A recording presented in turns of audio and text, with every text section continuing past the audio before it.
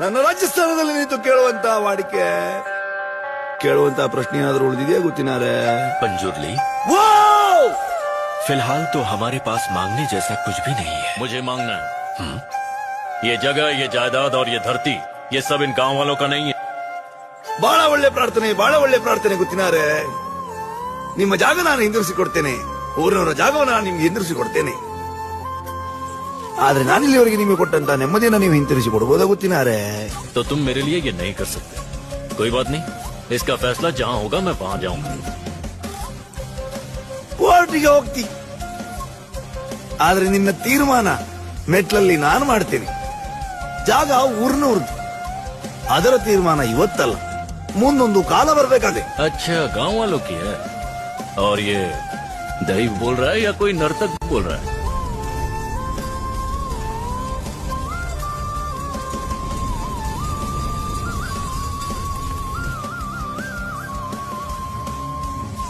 ದೈವವ ನರ್ತಕನ ಇವತ್ತೇ ತೀರ್ಮಾನ ಆಗ್ಲಿ.